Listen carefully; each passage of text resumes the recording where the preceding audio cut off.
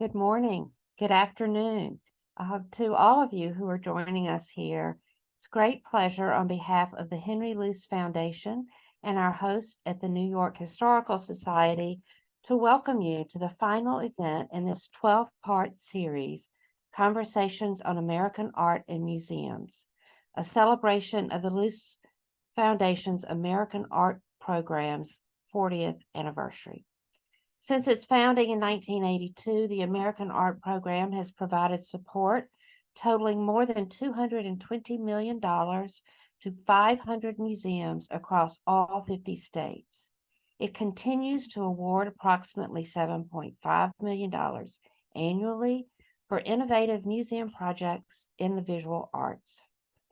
Through this work, Luce seeks to advance the role of visual arts in an open and equitable society and the potential for museums to serve as public forums for art-centered conversations that celebrate creativity, explore difference, and seek common ground.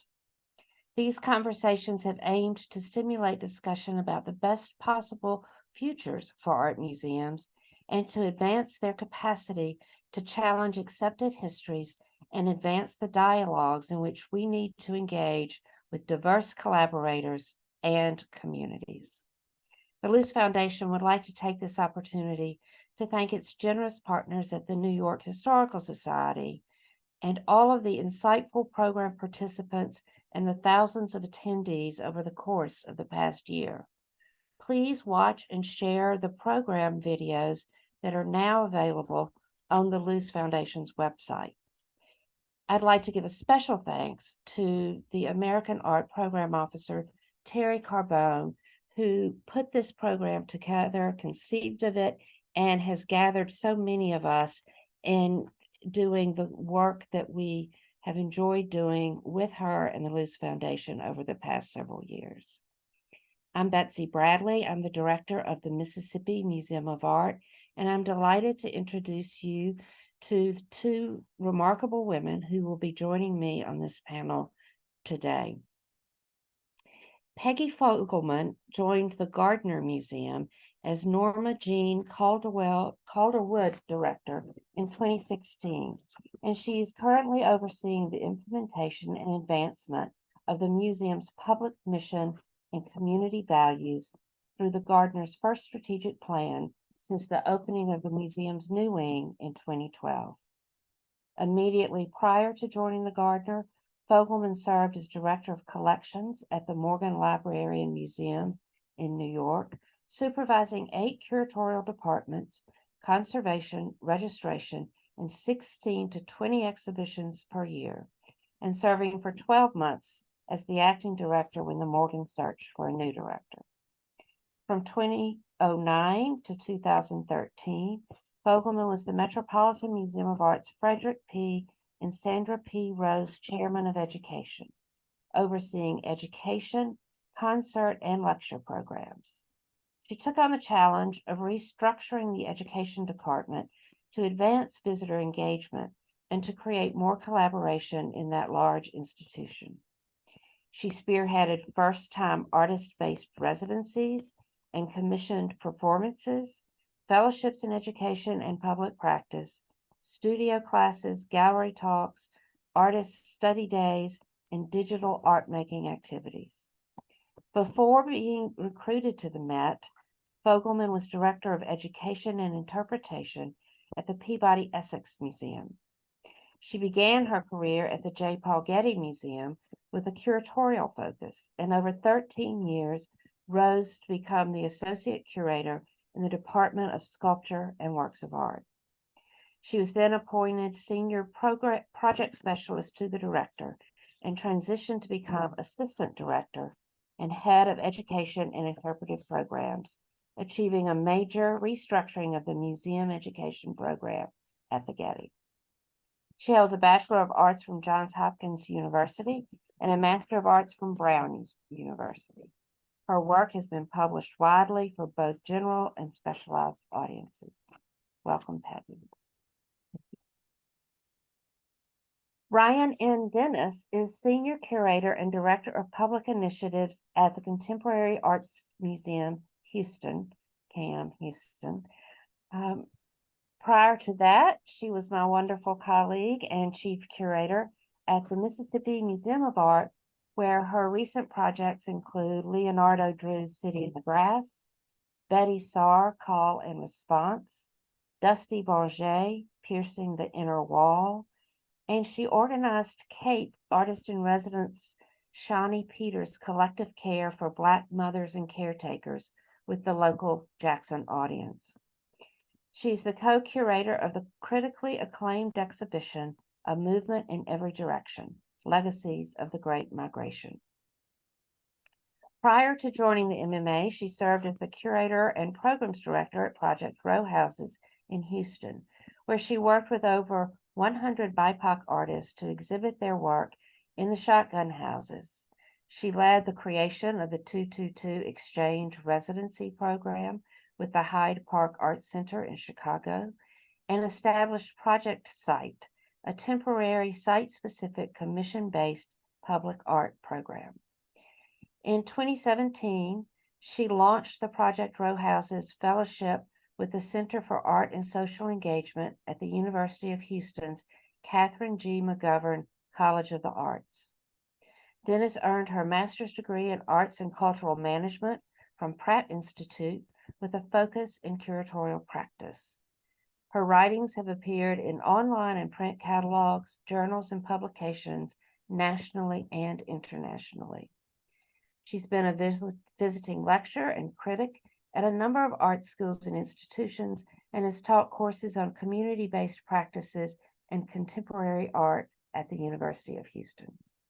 Most recently, she was the co-curator of the 2021 Texas Biennial titled A New Landscape, A Possible Horizon, and she was the guest art editor for Gulf Coast, a journal of literature and fine arts. Welcome, Ryan. Thank you.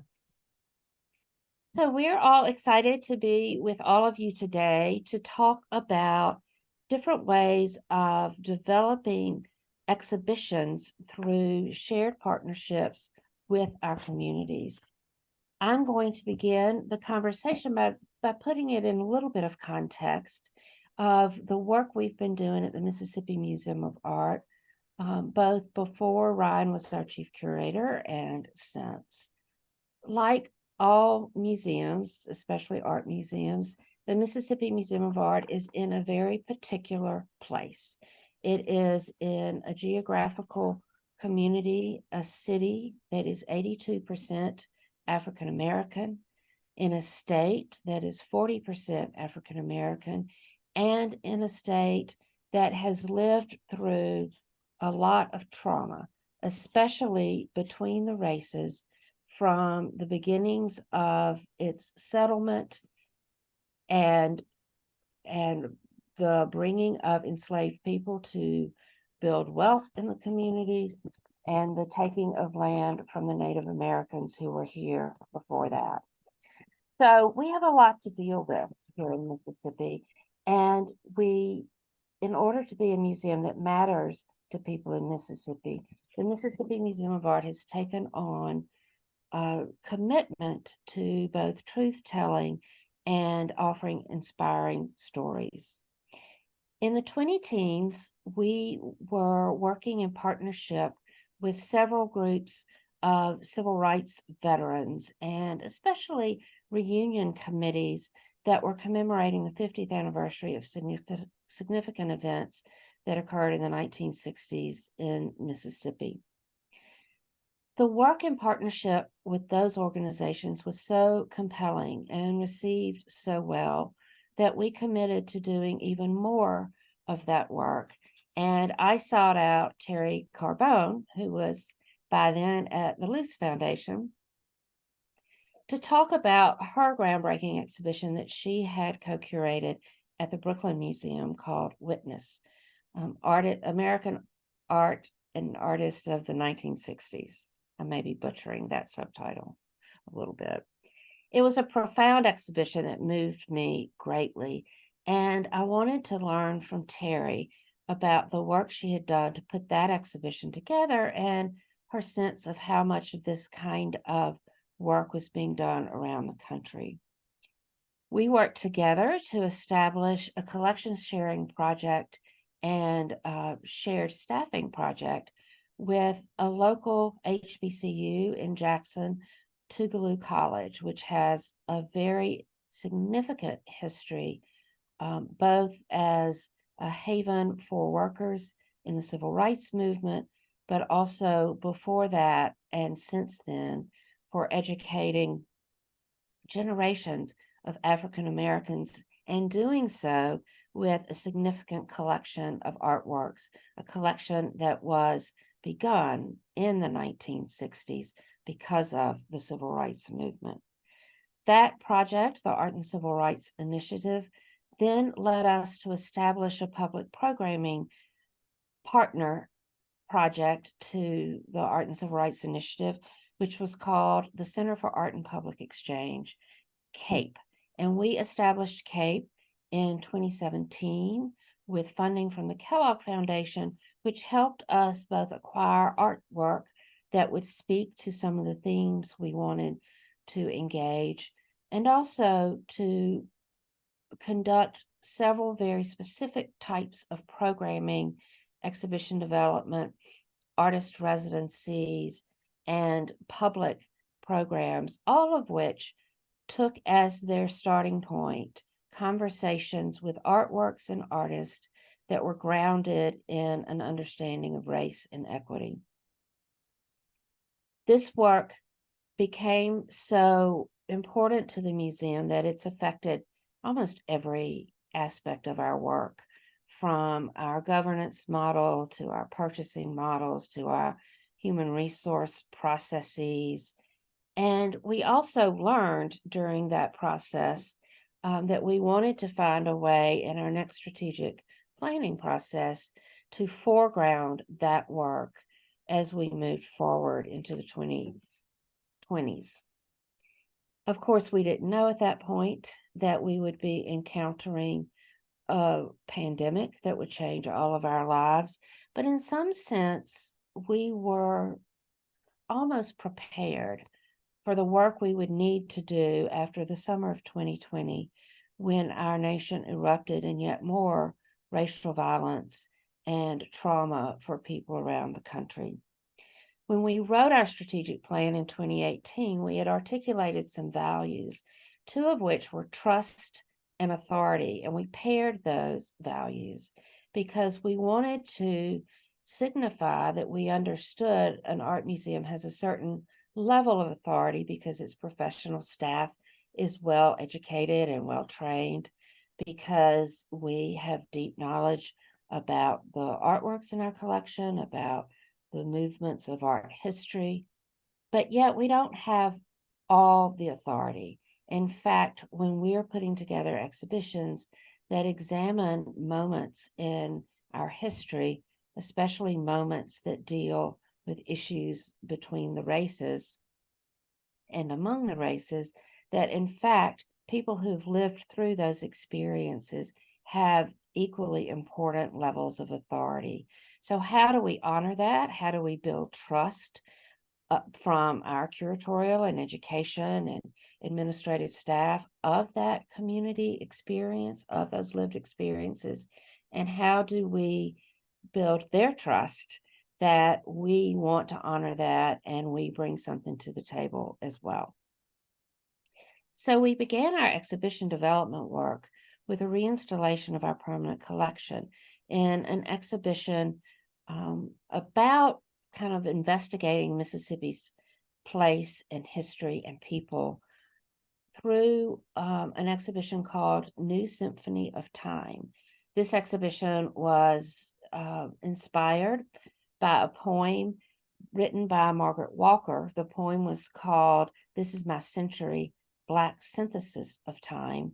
Margaret Walker was a beloved and revered poet who lived and taught in the Jackson community for 40 years, but was well known nationally and influenced a lot of African American poets.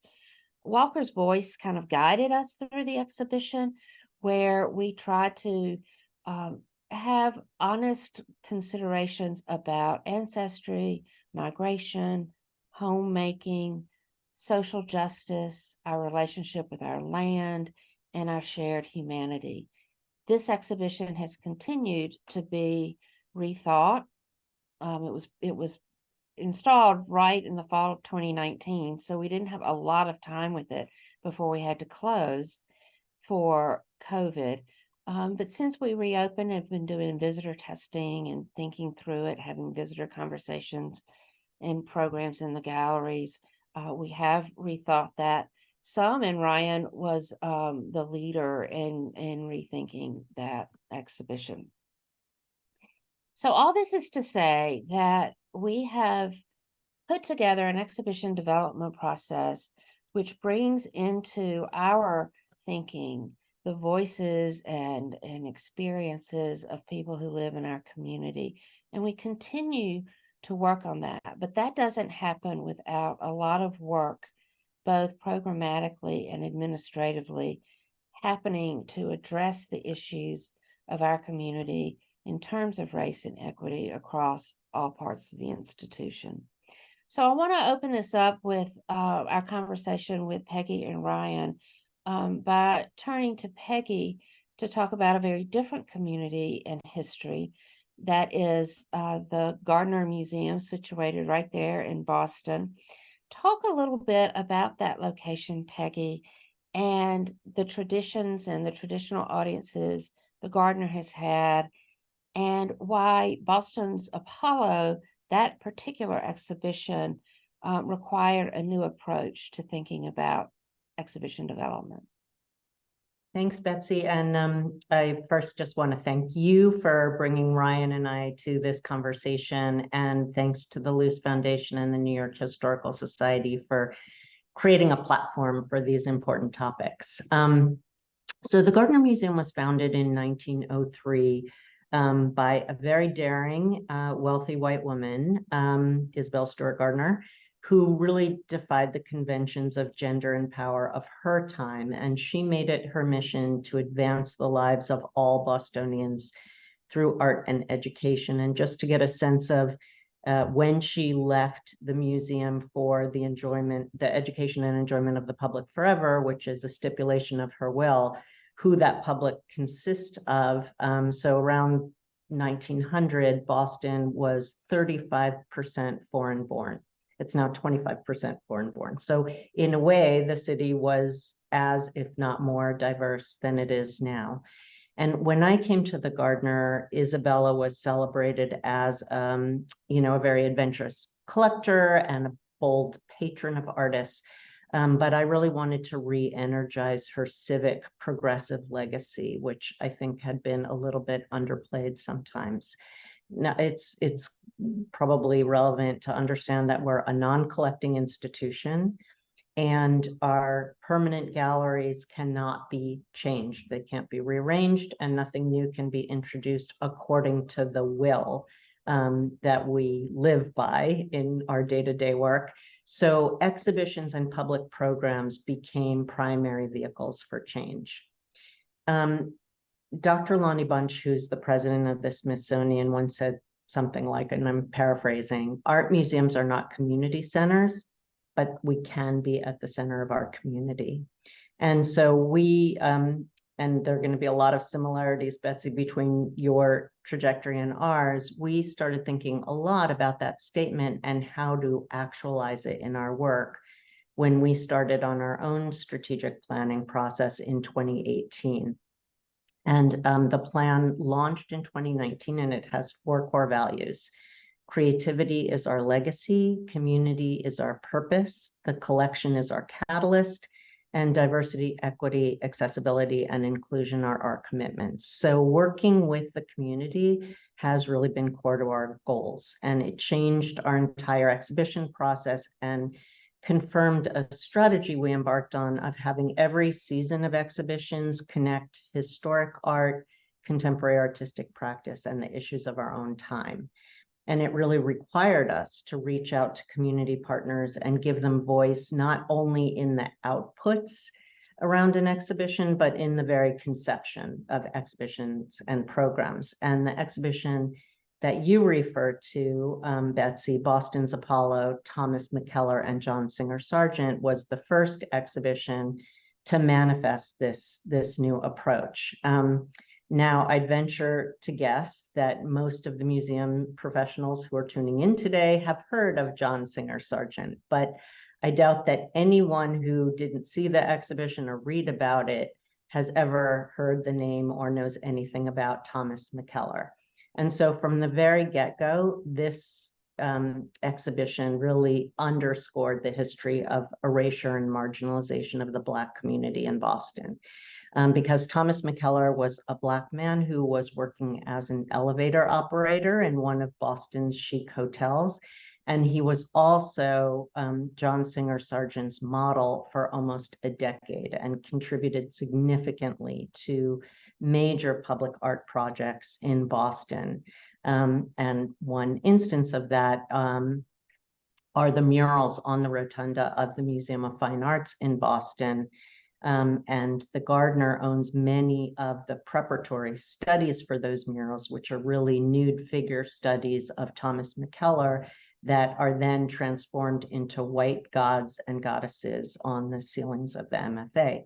So this is a really complex story that involves race and power and erasure and maybe even sexuality, because there's some speculation that Sargent and McKellar may also have had a romantic relationship in addition to the artist-model relationship. So there was really no way that we could fully understand and convey this story ourselves. So we engaged members of Boston's Black community, artists, poets, thought leaders, storytellers, activists, and McKellar's own living descendants, who we were able to trace, to work with us on the conception, interpretation, and programming around the show. And so some examples of how this manifested were in a timeline of Black Boston from McKellar's birth to his death, object labels, discussion panels, a film, a performance of the correspondence between McKellar and Sargent that was set to music and sung by opera star Devon Tynes. That's just a few examples of sort of what came out of this collaboration. And to date, this has been the only museum exhibition that I know of, at least, that's been dedicated to an individual Black model. And that was just the beginning. So now every exhibition we do involves members of our community in some way, from conception to execution. But the main takeaway I want to put out there, and if I say nothing else coherent during our hour together, I'll at least have said this, is that we in museums do not hold all the keys to knowledge. So we can try and corner the market in art historical expertise. That's what we're trained for. You know, we're often pretty good at it.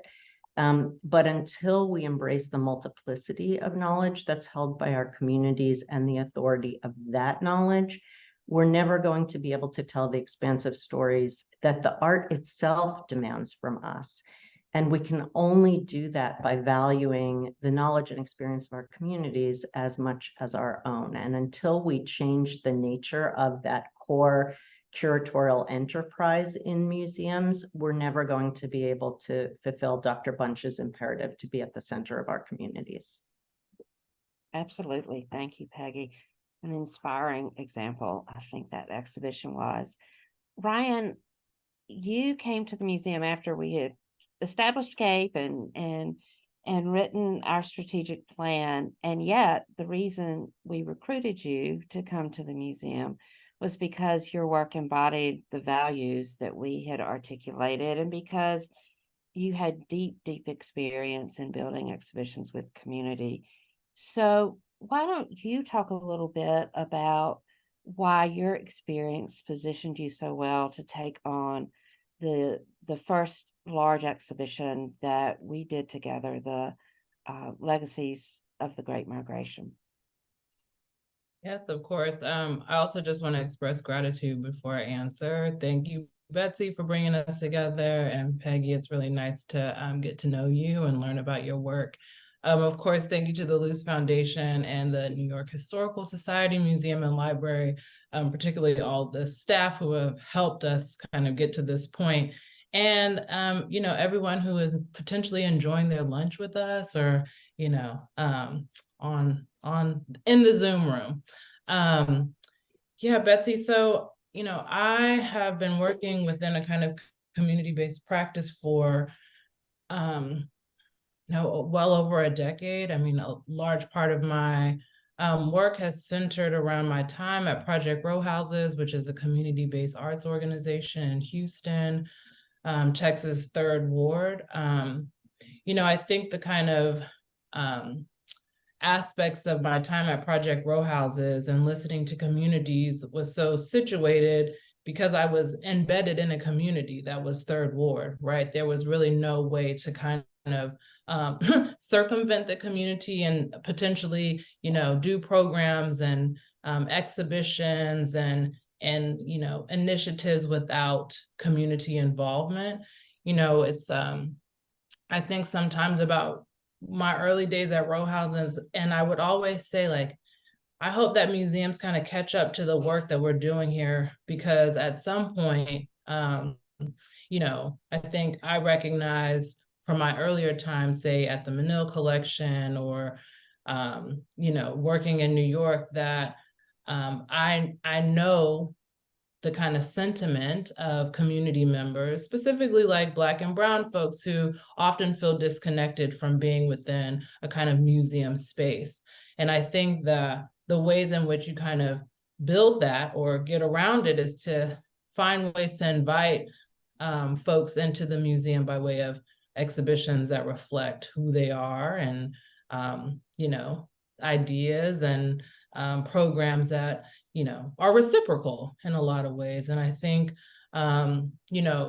joining the MMA team was, very exciting. I think, the work that was happening around CAPE and the building blocks, the values of CAPE really fed into the development of a movement in every direction, the legacies of the Great Migration. I think for me, one of the things I started thinking about for that show was, and just my time at the museum, right? As you mentioned earlier, Jackson is 82 to 83% Black. And there's just no way to, for me to kind of be in the position that I was in, and I am in, and have the platform that I have to not find ways to engage that specific community. I think that a lot of people in Jackson want to be in the museum and maybe don't know how to navigate, or again, just might not see themselves reflected. So I think the exhibition was really important to kind of present that in really dynamic ways. And I'm just so grateful that we had an opportunity together to show an exhibition that brought in a large part of the city, in pretty just incredible ways. When I was doing some, anticipating this conversation and the amount of programs that we put on. I mean, I think we had about 63 programs for the run of the exhibition, the way in which we brought, thinkers and artists and community folks together to be in a dialogue about the Great Migration, which inevitably impacted American life, right, across the country, that still kind of reverberates today. I think is just a powerful kind of statement on the ways in which we work and how exhibitions can, in fact, be a conduit to deep engagement with communities who might not historically have, been a part of a museum's like trajectory. Right. Yeah, thank you. I mean, the concept of that exhibition, we should mention, for those of you who don't know, was that we wanted to actually think about why so many people had to leave Mississippi. It's not something still the majority of people in Mississippi actually talk about. but we wanted to address it head on, but not focus on, and this was Ryan's brilliance. She would not let us focus on the trauma. And Jessica Bell Brown. And Jessica Bell Brown. Yes. Ryan's co-curator. They wouldn't let us focus and get stuck on the trauma that caused the departure of 6 million people from the American South. Instead, we were able to, through 12 individual artists' personal research into their own family stories, think about the power of leaving a place and creating a new story, a new life, a new legacy in these places across the country. And one of the issues for us in Mississippi is that so many people did leave for, you know, important and necessary reasons. And yet we would like now in 2023 to be connected to the descendants of those people, to form new thoughtful relationships with people who share, you know, a piece of history with us. And we couldn't have done it without Ryan's and Jessica's relationships with contemporary Black artists, people who are interested in these themes, and really those, because the exhibition contained only newly commissioned work, those voices really shaped what the exhibition became. Now, they were, of course, guided and nurtured by Ryan and Jess, but the real reality is that the participating artists are the ones who brought to life that exhibition. Can I just add one thing, though? I think another kind of point to the exhibition was not just looking at who left Mississippi, but also the kind of cultural richness of Mississippi that is often kind of disregarded, and the cultural richness of the South writ large, right? So how to talk about a kind of exodus, but also discover that there were so many individuals who stayed in the South and maybe participated in this kind of intra-migration that I think, you know, we learned when we were doing tours, you know, so many people had these stories to connect, like their family, maybe moving from, you know, a small town in Mississippi to Jackson, or moving from Jackson to New Orleans, or moving to New Orleans to Houston. I mean, it was, yeah, I love the word. I don't love the word discovery all the time, but in this instance, right, I do love the kind of, the idea of understanding that intra-Southern migration was very much a part of how people connected to the stories of the Great Migration. Yeah, important points. Thank you. Which brings to mind also, I mean, I've talked a lot about your role, Ryan and Jess's, and the artists who, when you're putting together a team of people to develop an exhibition, who are the right people in the museum to build this culture of investigation and community listening? It takes a certain level of humility, I think, and openness. Peggy, who across your museum did you recruit? Can anybody do this work, or are there certain people with certain functions or capacities that you charged to do this work? Yeah, so I think in your question, Betsy, of who can do this work, we need to distinguish between responsibility and function. So I think everyone in the museum needs to share the responsibility and accountability for being connected and relevant to our communities.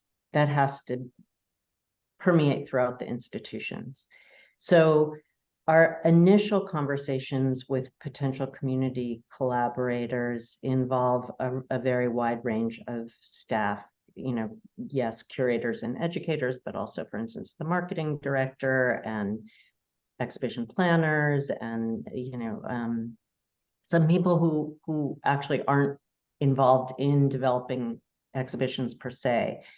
And I also want to say that I personally also attend at least the first couple of meetings with or conversations with collaborators. And it's not necessarily that I have specific expertise to contribute, depending on the topic of the exhibition, but it's really because I want our partners to know that this work is important and central, and it warrants the director's time, attention, and priority. And I also want to be able to hear ideas directly in people's own voice. I mean, I remember when we were planning the Boston's Apollo exhibition, one of the first questions that was asked by in a roundtable with some of our collaborators was, why does the Gardner think it has the credibility to do this exhibition? And that was absolutely the key question. And saying, well, we have the objects is not a sufficient answer. And the answer really is that if we want museums to change, and we want communities to be stakeholders and have a sense of ownership of our museums, then we have to be able to raise these questions and explore these issues in collaboration with our partners.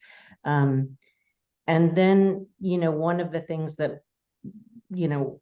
after these initial conversations, inevitably, things will move beyond the idea stage toward more specifics. And that's then where functionality comes in, right? That's where there are key staff members who have the experience and expertise to develop those ideas and implement them into, whatever they're going to become. But in terms of learning how to build trust and how to orient ourselves, toward the knowledge and creativity of our communities, that I think that has to become part of the way we all work. And it has to become a lens that we kind of look through when we try to understand what our role can be as an art museum. And then the only other thing I would just want to get in there somehow is that people need to be compensated for their time and participation. And that is one of the ways I think that trust can be built, is that if you say you value something, then you have to be willing to compensate for it. And you can't value the knowledge that people bring to you without kind of fair compensation. I think that's really critical. Agreed. Thank you. Ryan, you brought some techniques from Project Row Houses to the museum in thinking about kind of finding some community stories related to the Great Migration, but also engaging people from what we call low participating neighborhoods in the work of the museum. Talk a little bit about that and how you equipped your colleagues on staff to engage in that work. Yeah. I can't say that was a kind of easy process. I think what I introduced was block walking, one thing. Block walking really is like a political strategy. It's a very grassroots strategy for, folks to walk the streets and talk to your neighbors and, get people really excited and involved. But outside of that, I think it's an opportunity to understand what resources or other things like people might need to engage. Block walking, was a very kind of successful, but also like lovely thing for us to do at Project Row Houses, because we just got to know our neighbors, and build trust in really kind of organic ways.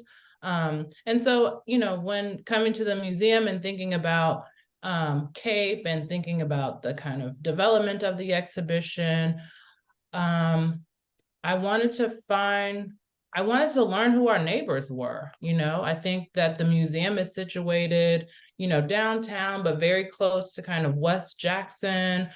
And in a lot of ways, again, like those are the people that I wanted to make sure came into the museum in perpetuity. And so block walking is, it takes time because you need to kind of mark off like geographic regions in which you're kind of block walking, right? You have to convince the staff that they have to come in on the weekends and like spend a little time walking the streets. And, you know, sometimes you have very strange interactions, but like you could have very strange interactions everywhere. So I think kind of persuading and like sharing the joy and the outcome of block walking with the team, maybe got them invigorated to continue. And I think, you know, sometimes with block walking, it's not just a one-off. I mean, it has to just kind of, you just have to continue it, because the idea is that you are in fact learning who your neighbors are. So, you know, in our case too, at the museum, there are other educational opportunities that we have to share about the work outside of an exhibition, right? Again, it's not just about kind of giving people information, but also sitting and chatting and like understanding how people can also benefit from their time and resources, or how can we at the MMA be a kind of a conduit to point folks into a kind of resource sharing, you know, exchange. And so I started with curatorial, of course, and education, our education teams, and also opened it up to the rest of the staff, because at some point people said, like, I would really like to go to the next block walking. And we, you know, ordered t-shirts, and we gave out, you know, education bags for, you know, children and families, and just walk the blocks. I mean, you know, it was, I think it was a really a good strategy for us. And we also realized that people, at least during the show, and I think continue to come into the museum because of some of those block walking strategies. I think another thing was the implementation of front porch conversations, which is like really about, again, meeting people where they are. I'm always like, let's get out of the museum. Like, yes, come to the museum, but, you know, we need to meet people where they are. And so how to do that, and in ways that involve food. People always will come for food, you know, you got to feed the people. And of course, just good conversations. And so the front porch conversations were opportunity for us to, you know, with our CAPE community advisory committee, you know, there was a lead from there. They would invite their friends and colleagues and constituents, and say we would meet at a coffee shop, or, you know, we would just meet at a place that felt more neutral and open. And then we would, you know, invite, talk, engage in conversations, and, you know, and go from there.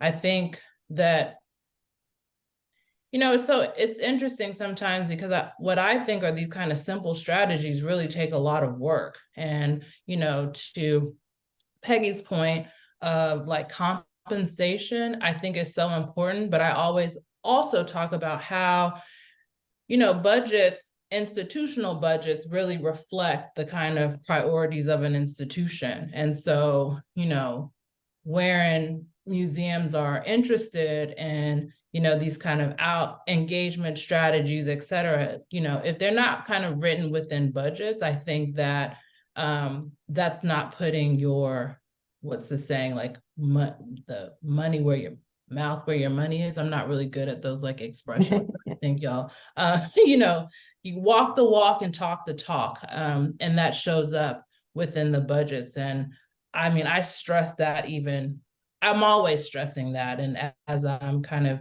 in this new role at the Contemporary Arts Museum, Houston, and thinking about the ways in which, you know, we are working with maybe a wider set of communities, it's still important to make sure that these kind of engagement strategies are showing up in our budgets, and how, in fact, people are being compensated for their time spent with us. Yeah, And it's Ryan, if I can just say, like, I couldn't agree more. I mean, thank you for saying all that. And it just reminded me that in some of our conversations around Boston Zapala, we had them at the Mattapan Public Library instead of at the museum for the same reason. It's like, Mhm. you know, we want to be part of the community. It means we have to show up sometimes, right? Too, whether you're walking or whether you're having your conversations in places where trust has already been built, right? Right. Yeah. And I also just want to, point to your Peggy, optics matter in really kind of profound ways. So I think, you going to the programs, or Betsy showing up to, our community advisory committees, like the kind of representation of directors at these the same way that you would show up for a lecture from like an established artist, one should show up when kind of working and engaging with community members because they have the same value, right? Yeah. And also, I never want anyone, and I'm sure this is true, at the Mississippi Museum of Art, never want people to feel like they're somehow coming in the back door, like you're sequestered and you only get to meet with people from this one department or working on this one project.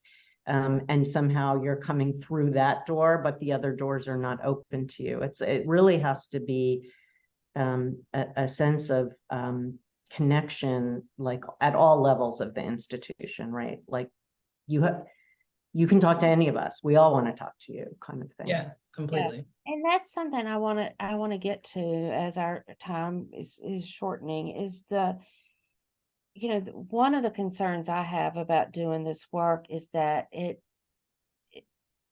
don't want it to feel transactional. And yet each exhibition gives you an opportunity to work with different communities than you have before. For example, our next exhibition deals with the erasure of the mentally ill. And so we did some visitor testing with people in our art therapy programs or different constituencies. And so, how do we maintain the relationships established in these particular exhibitions and exhibition development strategies so that this practice is institutionalized? And you mentioned that earlier, Ryan. You said this is not a one-time thing. What are the ways that we can remind each other about the importance of institutionalizing practices like that so that it really deeply changes the DNA of an art museum?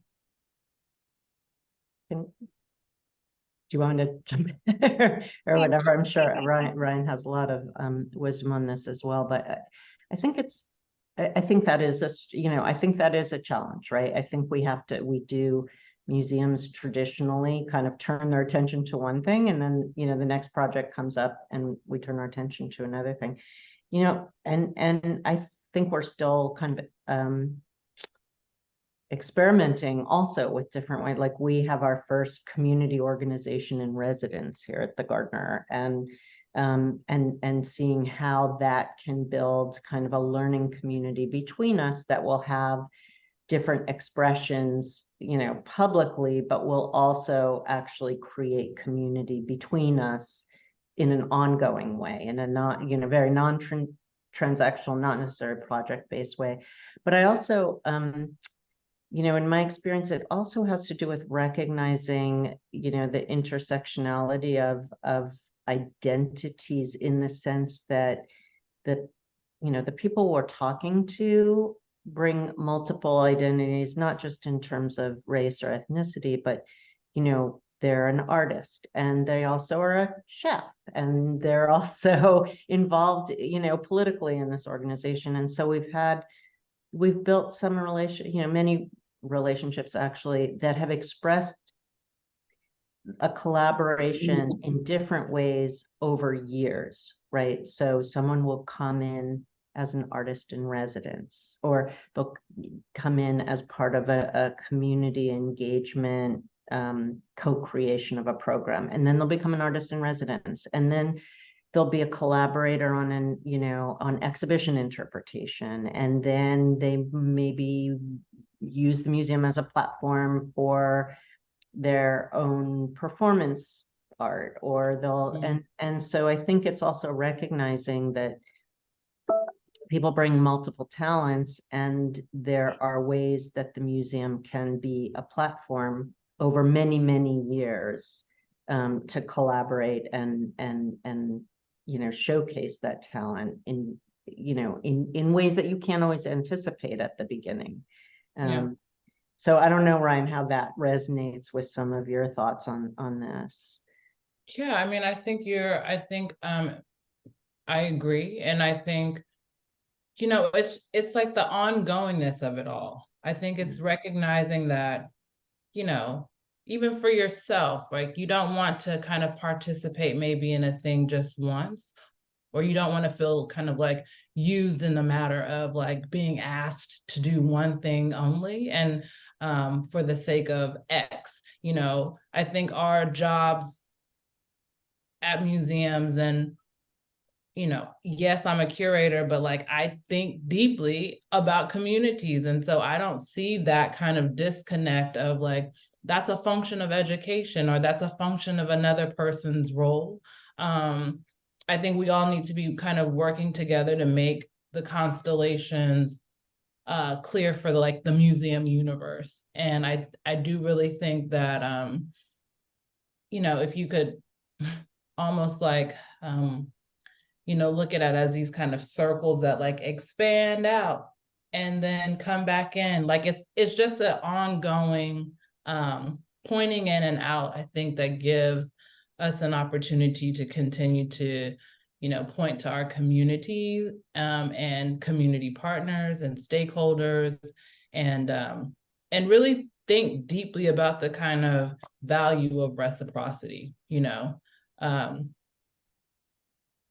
There's an exchange. And so how one identifies what that exchange is, and being transparent about that exchange, learning from that exchange, and how kind of time and environments shift that exchange, and then kind of responding accordingly, I think is really important.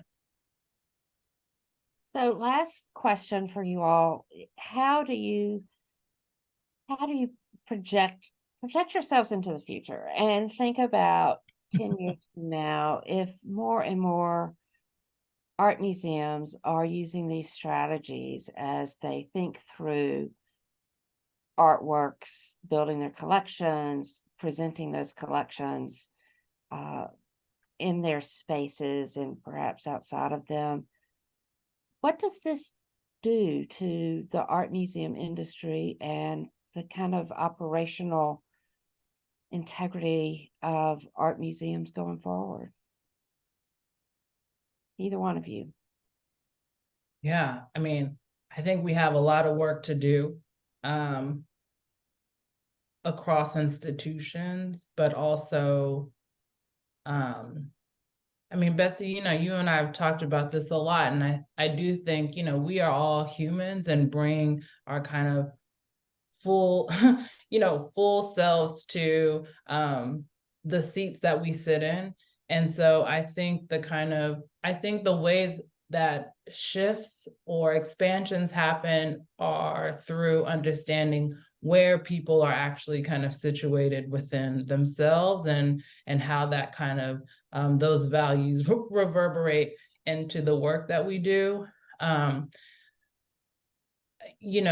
hope is that in 10 years, if say studies like museums moving forward recognize that there are more authority shared with community stakeholders, or folks don't have the same kind of sentiments of not feeling welcome within certain spaces.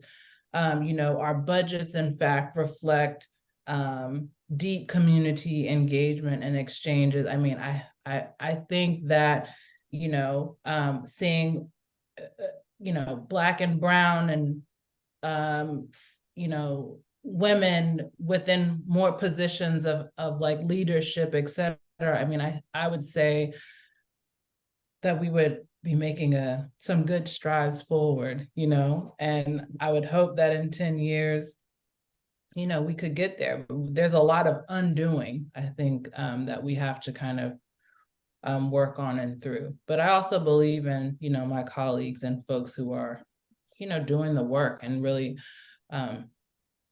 trying to push things forward. Peggy? Yeah, I would agree, Ryan, with all of that. Thank you for, you know, everything you just said. And I guess what I would add is that, and I don't mean to be too pessimistic, but you know, the way things are going, museums in the future might end up being among the very, very few places where people can bring different points of view and safely exchange them. And that sense of having some place that can both hold beauty and also hold civil discourse are going to be are so rare right now already. And so I guess my hope for the future is that the more we are part of the community, the more, you know, people across the board feel like our museums are really places for them, the more that museums then become the place where people can bring their ideas, their experiences, their perspectives, their empathy, and be able to actually have those shared experiences with other people in ways that are not, that may be provocative, but not divisive. Agreed.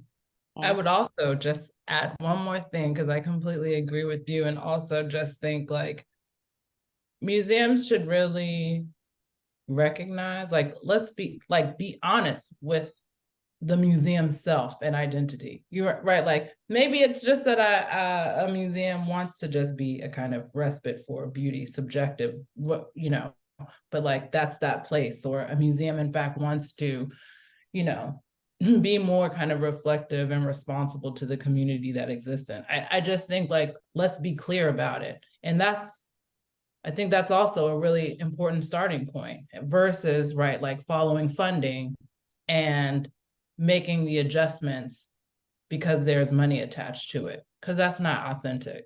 And that doesn't serve anybody, quite frankly. I think that authenticity word is really important. You know, I think that this work, you know, bringing this kind of humility to the processes of the museum traditionally has to be a deeply personal thing. And, you know my commitment is to only hire colleagues for whom this work matters and for whom it is deeply a personal, ongoing, introspective process in their lives as well. So if we can take that from the microcosm out to the macrocosm of thinking about the shapes of the museums as reflective, as you suggest, Ryan, about their own identities, I think will go a long way. We are out of time, I'm sad to say, but I want to thank you, Peggy Fogelman, Ryan Dennis, the Henry Luce Foundation, and the New York Historical Society, and all of you who made this happen, and all of you who tuned in. Thank you so much for all of the work that's being done in this country to bring people and art and meaningful conversation together. And we look forward to being with you in real space sometime in the near future. Thank you. Thank you.